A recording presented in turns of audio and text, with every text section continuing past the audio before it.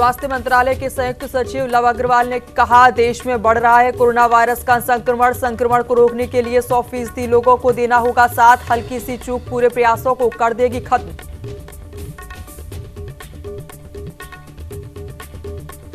HRD minister doctor Ramesh Pokhriyal Nishank ने tweet कर कहा, 1 से 15 जुलाई के बीच होंगे सीबीएसई बोर्ड के 10वीं 12वीं के बच्चे एग्जाम। सोशल डिस्टेंसिंग के नियमों का रखा जाएगा ख्याल। देश में बढ़े कोरोना संक्रमितों के आंकड़े, मरीजों की संख्या हुई 56,342 के पार, 1,886 मरीजों की हुई मौत।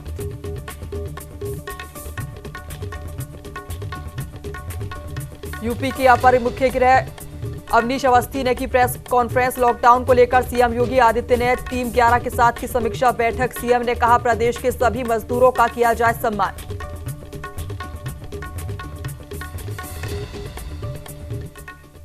नमस्कार, आप देख रहे हैं न्यूज इंडिया और मैं हूं आपके साथ रश्मि कुलश्रेष्ठ। उत्तर प्रदेश के हापुड़ में 3 परिवारों को खुशियां उस वक्त मातम में बदल गई जब कार में सवार सुंदर नाम का व्यक्ति 2 लोगों के साथ अपने पिता की अस्थियां विसर्जन करने के लिए तीर्थ नगरी गढ़मुक्तेश्वर जा रहा था। तभी तीनों की सड़क हादसे में दर्दनाक मौत हो गई और कैंटर में सवार अन्य 2 लोग गंभीर रूप से घायल हो गए, जिनको उपचार के लिए नजदीकी अस्पताल में भर्ती करवाया गया। पुलिस ने घटनास्थल पर पहुंचकर तीनों के शवों को पोस्टमार्टम के लिए भेज दिया है और मामले की जांच शुरू कर दी है। थोड़ी देर पहले ही इधर जो है बाबूगढ़ और सिंभावली बॉर्डर पे एक कैंटर और कार से टक्कर हो गई, जिसमें कार में 3 लोग थे। तीनों लोगों की डेथ हो गई है और जो कैंटर में 2 लोग थे वो घायल हो गए हैं, जिन्हें हॉस्पिटल भेज दिया गया है। जो जिनकी डेथ हुई है उनका पता किया जा रहा है, अभी कंफर्म नहीं हो पाया कि वो कहाँ के हैं। गाड़ी पे नंबर हरियाणा का पड़ा हुआ है, हम लोग उस पर तस्दीक कर रहे हैं, जैसे ही पता चलेगा सूचना आपको।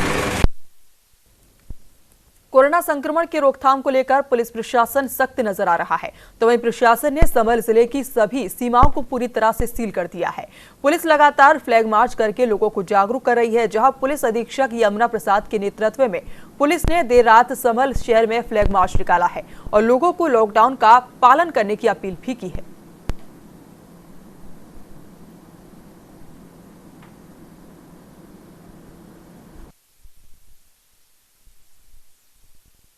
का पूर्णतः पालन कराया जा रहा है। लॉकडाउन 3 में सभी लोग को आश्वस्त किया जा रहा है कि अपने घरों में रहें, अपने परिवार के साथ रहें, बच्चों के साथ रहें, अनावश्यक रूप से बाहर नहीं निकलें और जितने भी लोग हैं उनको इंश्योर किया जा रहा है।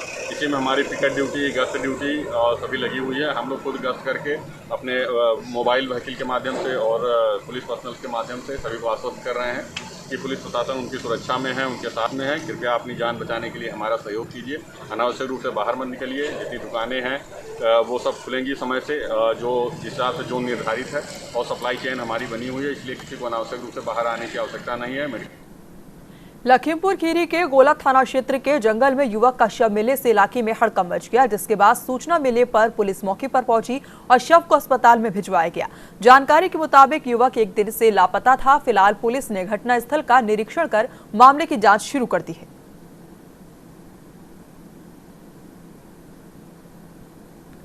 लॉकडाउन के दौरान प्रवासियों को अपने राज्यों में भेजने की कवायद जारी है, जहां यूपी सरकार की ओर से स्पेशल श्रमिक ट्रेन से 1,288 लोगों की अंबाला से हरदोई पहुंचे हैं, जहां श्रमिकों ने सीएम योगी आदित्यनाथ का आभार व्यक्त किया है। तो वहीं रेलवे स्टेशन पहुंचने के बाद थर्मल स्क्रीनिंग करके सोशल डिस्टेंसिंग का ध्यान रखते हुए क्वारंटाइन सेंटर भेजा गया है। आज अंबाला से हरदोई कुल 1188 श्रमिक स्पेशल ट्रेन से आए हैं। इसमें से अधिकतर लोग हरदोई जनपद के हैं। इन लोगों को बसों से क्वारंटाइन सेंटर पे भेजा जा रहा है और आज इनमें से 12 लोग फिलहाल संदिग्ध पाए गए हैं, जिनको नमूना परीक्षण के लिए, कोरोना टेस्ट के लिए हॉस्पिटल भेजा जा रहा है। कोरोना वायरस महामारी ने पूरी दुनिया को अपनी चपेट में ले रखा है, जिसके चलते विदेशों के साथ साथ अपने देश में सरकार ने लॉकडाउन घोषित कर रखा है। कई लोग देश के विभिन्न भागों में फंसे हुए हैं, तो भारत के काफी लोग अन्य देशों में भी फंसे हैं। इस बीच भारत की नेशनल शूटर आयुषी और उनके पति सक्षम गुप्ता भी सरकार से लोगों को वापस लाने की परिवार ने गुहार लगाई है। आपको बता दें कि उन्होंने भारत सरकार से स्वदेश लाने का आग्रह किया है। इसके अलावा आयुषी और सक्षम ने एक वीडियो भी जारी किया है। बेटा सक्षम गुप्ता और बहू आयुषी गुप्ता। बच्चों को अपने काम से जाम्बिया जाना था, तो वो लोग 27 फरवरी को जो है 27-28 फरवरी में चले गए थे जाम्बिया। अनफॉर्चुनेटली इस बीच में जो लॉकडाउन की स्थिति उत्पन्न हुई, तो 22 मार्च को जो अचानक लॉकडाउन हुआ है, ये केवल 4 घंटे के नोटिस पे, तो इस वजह से वो बच्चे वापस नहीं लौट पाए और तब से अब तक वो लोग वहीं फंसे हुए हैं। उनका वीज़ा भी 27 मार्च को एक्सपायर हो रहा था, तो वो भी वहाँ पर ऑटोमेटिक एक्सटेंड वहाँ की गवर्नमेंट ने नहीं किया। उसके लिए उनको एक वर्क परमिट लेना पड़ा। ठीक है, एक वो परमिट लिया, अब वहाँ पर भी धीरे धीरे लॉकडाउन का स्टेटस आ रहा है। राजस्थान के बूंदी में कोरोना वायरस की इस जंग में अपनी अहम भूमिका निभा रहे कोरोना वॉरियर्स का जिला एवं सेशन न्यायाधीश ने सम्मान किया है। कोरोना वॉरियर्स को माला पहनाकर पुष्प वर्षा की और इन योद्धाओं का जोश का उत्साह वर्धन भी किया गया। इन योद्धाओं में विकसित सम्मान पाकर कोरोना योद्धा, पुलिस, चिकित्सा कर्मी, सफाई कर्मियों के चेहरे खिल उठे। आपको बता दें कि इस सम्मान से हम और ऊर्जा से काम करेंगे और निरंतर कोरोना वायरस की इस जंग में अपनी भूमिका निभाते रहेंगे।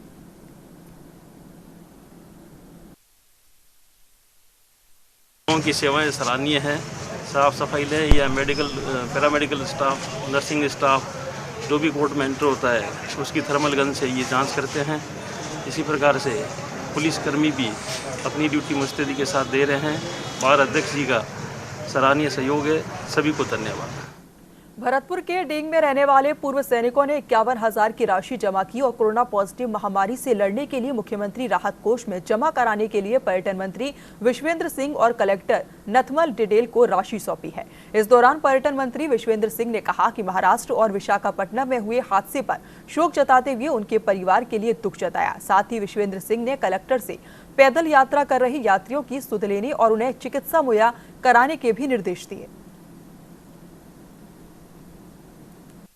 भरतपुर जिला बॉर्डर जिला होने के नाते जो उत्तर प्रदेश में जाने वाले और आने वाले श्रमिक हैं, उनके लिए उत्तर प्रदेश की सरकार ने सिर्फ मथुरा जिले को अलाउ किया है।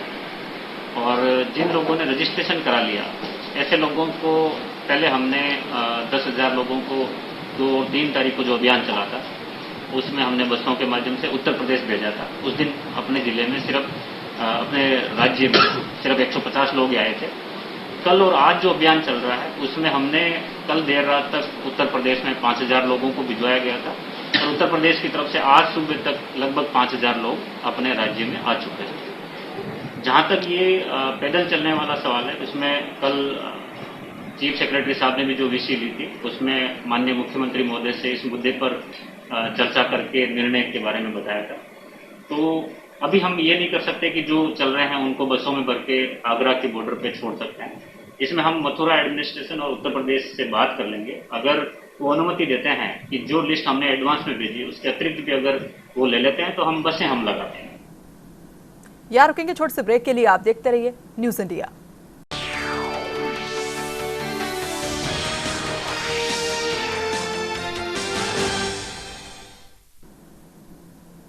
ब्रेक के बाद एक बार फिर स्वागत है आपका। बढ़ती अगली खबर की ओर। राजस्थान के भीलवाड़ा में 20 मार्च को पहला कोरोना पॉजिटिव मरीज आने के बाद जिले में आनन फानन में कर्फ्यू लगा दिया गया।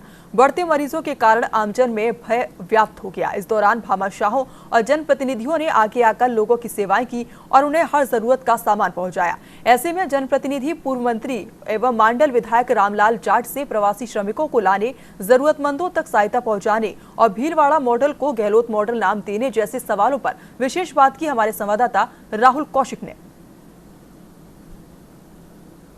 कोविड-19 संक्रमण भारत में धीरे धीरे पांव पसार रहा है। भीलवाड़ा में जब पहला संक्रमित व्यक्ति मिला तो भीलवाड़ा का कंपैरिजन वुहान से होने लगा। आज भीलवाड़ा को रोल मॉडल कहा जा रहा है। इस पे चर्चा करने के लिए हमारे साथ प्राज्ञ विश्वविद्यालय में अध्यक्ष के रूप में 1982 में अपनी राजनीतिक पारी शुरू करने वाले 4 बार विधायक रह चुके राजस्थान सरकार में पूर्व मंत्री और भीलवाड़ा डेयरी के चेयरमैन रामलाल जी जाट साहब है। बड़ी खतरनाक महामारी की स्थिति फैली, उसे भीलवाड़ा छूता नहीं रहा। भीलवाड़ा में जब ये स्थिति आई तो यहाँ सभी लोगों ने मिलकर इसका मुकाबला किया, राजनीतिक से ऊपर उठकर। खासतौर से मुख्यमंत्री जी के जो निर्देश थे, उन्होंने जिस तरीके से यहाँ के प्रशासनिक अधिकारियों की वहाँ से टीम भेजी, डॉक्टरों की टीम भेजी, यहाँ के जिला कलेक्टर, यहाँ के पुलिस एसपी, यहाँ के CMHO, यहाँ के PMO, DN नंद कुमार, सारे लोगों ने मिलकर जो काम किया यहाँ के भामाशाहों ने, इसकी बदौलत ही इस बीमारी से मुकाबला हो पाया। धन्यवाद दूंगा सबसे ज़्यादा अशोक गहलोत जी को, भीलवाड़ा को ऐसी मुसीबत की स्थिति में उन्होंने बचाया। यहाँ जांचों की मशीन शुरू हो गई, एवी बैंक के माध्यम से डोनेशन से उन्होंने मुख्यमंत्री जी को दी और उन्होंने यहाँ के लिए भेजी। यहाँ उन तमाम चीज़ों की फैसिलिटी भी मेडिकल कॉलेज के माध्यम से हुई, तो मेडिकल कॉलेज भी उनकी बदौलत ही है। इस वजह से ये सब चीज़ें गहलोत साहब के खाते में जाती हैं। रही बात यहाँ व्यवस्थाओं की, तो हम सब लोगों ने मिलकर संभाला, इसकी बदौलत ये चीज़ें हुई हैं। मैं डेयरी चेयरमैन होने के नाते दूध डेयरी भी इससे अछूती नहीं रही। डेयरी में भी लगभग 30% के लॉसेज हमारे को हो रहे हैं। फिर भी हमने यहाँ के किसानों, दूध उत्पादकों को, कई डेयरियाँ बंद हो चुकी थी, कई प्राइवेट वेंडर भग गए थे, लेकिन सरस डेयरी मैदान में रही, किसानों के लिए खड़ी रही और उसका दूध निरंतर लिया और दूध का भुगतान भी 15 दिन में जो पेमेंट हमारा पहले की प्रक्रिया है उसी के अनुसार हम करते रहे। उपभोक्ताओं को भी हमने इसी स्थितियों में प्रशासनिक अधिकारी से मिलकर घर घर दूध पहुंचाने का काम किया। देखिए बहुत अच्छा काम दूध डेयरी ने किया। NSD स्कीम से गेहूँ जो निःशुल्क मुख्यमंत्री जी ने किए हैं, वो भी प्रति यूनिट 5 किलो हर आदमी को 15 दिन में मिले, महीने में 10 किलो, यानी एक आदमी को 300 ग्राम रोज का, वो भी मिल रहा कि नहीं मिल रहा उसकी भी जानकारी ली। कई जगह जो बेईमानी कर रहे हैं उनको सस्पेंड भी किया, मुकदमे भी दर्ज हुए। प्रधानमंत्री ने अशोक गहलोत मुख्यमंत्री जी की तारीफ की है और यहीं राजस्थान के कई भाजपा के नेताओं ने उन पे कटाक्ष किया है। इसके बारे में आप क्या कहना चाहते हैं? देखो, ये तो कटाक्ष करने वाला या तो प्राइम मिनिस्टर को नहीं मानते होंगे, जो उन्हीं की पार्टी के, तो कटाक्ष करें जो उनके लीडर जो कर रहे हैं तो करना चाहिए। अशोक जी की तारीफ यूं ही नहीं की जा रही। मोदी जी किसी की तारीफ करते हैं क्या? खुद की तारीफ के अलावा मैंने तो कभी तारीफ सुनी नहीं हुई। मैं गुजरात में भी रहा 2.5-3 महीने, वहाँ पाटन डिस्ट्रिक्ट का इंचार्ज रहा इलेक्शन में, तो वो बड़े उस तरह के आदमी हैं, किसी की तारीफ उनको अच्छी लगती भी नहीं है। उनसे कदम से कदम आगे बढ़ा के कोई चल भी नहीं सकता, तो तारीफ करना तो बात है। फोटो में भी आप देख लो, कोई दूसरा आदमी साथ नजर भी नहीं आ सकता, तो तारीफ करना तो दूसरा बात। तो अशोक जी आज से नहीं है। अशोक जी जब बाड़मेर में ऐसी खतरनाक बीमारी फैली तब भी वो गाँव घूमे। 98 से 2003 में जब वो मुख्यमंत्री थे तो अकाल की स्थिति थी, तो भी उन्होंने रहमता दिखाते हुए, चाहे यही नहीं लोगों ने कटाक्ष किए कि अशोक गहलोत भीख का कटोरा लेके घूम रहा, फिर भी उन्होंने प्रदेश की जनता के लिए वो भी चीज़ स्वीकार की है और उस अकाल में लोगों को बचाया है। तो आज प्रधानमंत्री जी ने तारीफ की, तो सोच समझ के तारीफ की कि इस आदमी ने राजस्थान में पूरे हिंदुस्तान को दिशा दी है। यही चीज़ इसी बदौलत की है। कटाक्ष करने वालों की व्यक्तिगत राय हो सकती है, बाकी आम जनता की राय अशोक गहलोत जी के पक्ष में है। ये थे मांडल विधायक श्री रामलाल जाट, जिन्होंने बताया कि कैसे एक कड़ी से कड़ी जुड़ के गहलोत मॉडल ये बना है। भिलवाड़ा मॉडल ना कहकर इसे गहलोत मॉडल क्या कहा जाए तो यही सही रहेगा। न्यूज़ इंडिया के लिए राहुल कौशिक।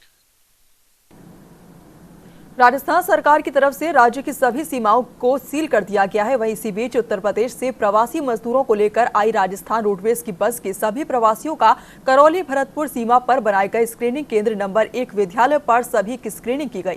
प्रशासन की तरफ से केंद्र पर सभी प्रकार की सुविधा की गई है। स्क्रीनिंग होने के बाद सभी प्रवासियों को भोजन और सभी की डिटेल कंप्यूटर में दर्ज की जा रही है।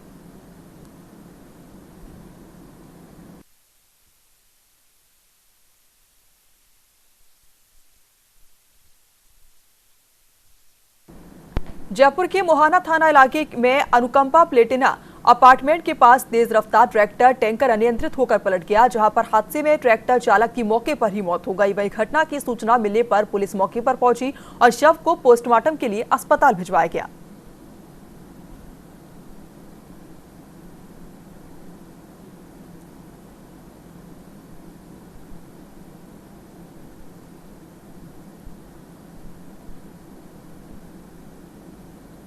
जयपुर के महेशनगर इलाके में एक व्यक्ति की हत्या करने का मामला सामने आया है। दरअसल रात्रि गश्त के दौरान पुलिस ने सड़क पर व्यक्ति को पड़ा हुआ देखा था, जिसके बाद एक्सीडेंट का मामला मानते हुए अस्पताल भिजवाया गया था।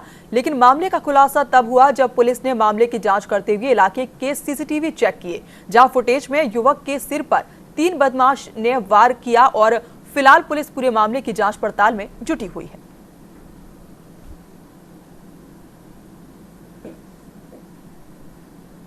राजस्थान के मुख्यमंत्री अशोक गहलोत ने मुख्यमंत्री निवास पर वीडियो कॉन्फ्रेंस से उद्यमियों से संवाद किया। मुख्यमंत्री अशोक गहलोत ने कहा कि कोरोना संक्रमण और लॉकडाउन की वजह से उद्योगों को हो रही तकलीफ का एहसास सरकार को है। संकट की इस घड़ी में सरकार उद्यमियों के साथ खड़ी है। हम हर प्रयास करेंगे जिससे उद्योगों को संबल मिल पाए। कोरोना की वजह से दुनिया भर के निवेशक भारत में संभावनाएं तलाश रहे हैं। ऐसे में उनके लिए राजस्थान बेहतर डेस्टिनेशन बन सकता है। सरकार जल्द टास्क फोर्स गठित कर निवेशकों को उचित वातावरण प्रदान करने को प्रयास करेगी।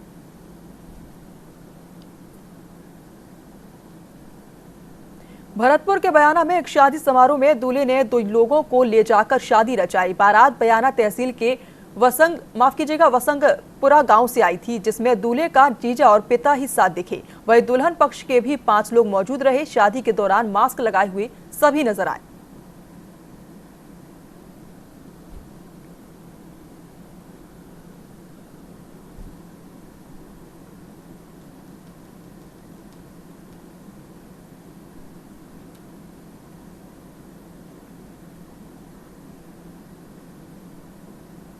राजधानी जयपुर में लॉकडाउन के दौरान कई ऐसे श्रमिक हैं जो खाने को लेकर परेशान हो रहे हैं। इस परेशानी को देखते हुए ट्रैफिक पुलिस में तैनात संजीव चौहान और समाजसेवी विमल सराफ आगे आए हैं। समाजसेवी के सहयोग से इंस्पेक्टर संजीव चौहान रोजाना 1000 जरूरतमंदों तक खाना पहुंचा रहे हैं। उनका कहना है कि लॉकडाउन के दौरान सभी को एक दूसरे की मदद करनी चाहिए। वहीं समाजसेवी और इंस्पेक्टर संजीव चौहान से खास बातचीत की है हमारे संवाददाता दीपक चावला ने।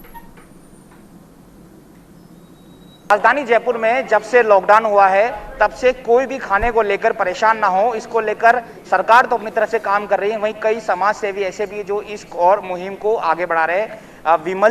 विमल सराफ जी भी कुछ ऐसे ही समाज सेवी है जो लगातार करीब 1000 लोगों को रोजाना भोजन पहुंचा रहे हैं। जब से ये लॉकडाउन हुआ है तब से इनकी मुहिम लगातार जारी है। इनका मानना है कि इस लॉकडाउन में इस परेशानी के समय में कोई भी व्यक्ति खाने को लेकर परेशान ना हो, इसको लेकर ये आगे आए हैं। और इनकी टीम जो है आप देखेंगे कि पूरी स्वच्छता के साथ ये लगातार इस तरह से काम कर रहे हैं। खुद विमल जी हमारे साथ मौजूद है, एक बार इनसे बात कर लेते कि कहाँ से इनको ये मोटिवेशन आई और रोजाना किस तरह का ये सराहनीय काम कर रहे हैं। विमल जी बताइए किस तरह से आप अपनी जिम्मेदारी निभा रहे हैं। सर, जब प्रधानमंत्री जी ने अपील करी कि हमें अपने जो भी परेशान लोग हैं, जो भी लोग रोडों के ऊपर है, उनकी सेवा करनी चाहिए, तो हमने कहा ठीक है अपन भी जितना सा कर सकते हैं सहयोग करें। तो मैंने अपनी वाइफ और बेटे से बात करी, वो बोले कि नहीं करना चाहिए। परिवार का सहयोग मिला, संजीव जी का सहयोग मिला, कॉलोनी वालों ने साथ दिया, तो हमने कहा ठीक है हम चालू करते हैं काम को। तो अभी लगभग 1000 आदमियों का खाना हम लोग रोज़ यहाँ से बांट रहे हैं। प्लस इसके अलावा सूखा राशन भी बांट रहे हैं। जितने भी लोग आते हैं उन सबको बांटे में जितना चाहिए ले जाओ। लेकिन इसमें हमारे संजीव जी हुए या पप्पू जी हुए सोडाला वाले, ये काफ़ी मेहनत कर रहे हैं। मतलब इनका सहयोग के बिना कुछ भी पॉसिबल नहीं होता। प्लस हमारी जो कॉलोनी वाले लोग बाग हैं, इनका बहुत सहयोग है इसके अंदर। हमारा खास आदमी रामचरण, वो 24 घंटे यहाँ तैनात है कि भाई दिन भर काम करना, सारा इनको मैनेज करना, ये करना, सब मिलजुल के ये काम हो रहा है। और ऊपर वाले की कृपा के बिना कुछ नहीं होता है, सब उसी का किया कराया है कि इतना मोटिवेशन देना करना, सब काम उसी के आशीर्वाद से हो रहा है। ये मेरी वाइफ है, इनका बहुत बड़ा सहयोग है। बताइए आप किस तरह से आप सभी की जिम्मेदारी ले रहे हैं। जैसे जब से लॉकडाउन हुआ तो पता चला कि भाई बहुत लोग रास्ते पे भूखे हैं, तो हमें बहुत तकलीफ हुई। तो करीब मैंने खुद ने घर में 100 जनों का डेली खाना बनाया, मेरे सर्वेंट्स के साथ मिलके करीब 100 जनों का हमने रोज खाना बांटा। प्लस हमने सोचा ये पूरा नहीं पड़ रहा है, तो फिर हमने सोचा कि इसको क्यों ना बढ़ाया जाए। तो हमने 200-300 करते करते फिर ये मशीन लगाई कि भाई कैसे भी करके और लोगों की हम सहायता करें, क्योंकि काफ़ी मजदूर है, ठेले वाले हैं, जिनको कोई रोटी का कोई जुगाड़ नहीं है जिनके पास। तब हमें धीरे धीरे और ऊपर वाले की सहायता से और मेरी टीम, हमारे घर के मेंबर है जैसे रामचरण है, मतलब सभी की सहायता से हम इस काम को आगे बढ़ा सके। समाज सेवी अपना काम कर रहे हैं, लेकिन खाकी वर्दी जो कोरोना वॉरियर भी है, जो 24 घंटे हमारे साथ ड्यूटी को अंजाम दे रहे हैं और उसके साथ साथ ये सराहनीय काम भी कर रहे हैं। भाई साहब, आप वॉरियर हो, पब्लिक की सुरक्षा में आप हो, बावजूद उसके आप समय निकाल के इस तरह से सराहनीय काम कर रहे हैं। हाँ, ये तो पब्लिक के लिए था। ये विमल जी सराफ साहब सेठ जी का, इनको एक दिन राम मंदिर में मुलाकात हुई। इनके जो रामचरण है, इनसे इन्होंने कहा कि हम ऐसे खाना मतलब बंटवाना चाहते हैं, क्योंकि इन्होंने देखा कि कई लोग पैदल भी जा रहे हैं, रिक्शे वाले हैं, और 22 गोदाम पर है, राम मंदिर पे है, काफ़ी लोगों मतलब जो भीख मांगने वाले थे या रिक्शा वाले थे या कुछ लेबर है जो एलिवेटेड पुलिया वाले हैं, इनको भी खाना पूरा नहीं हो पा रहा था।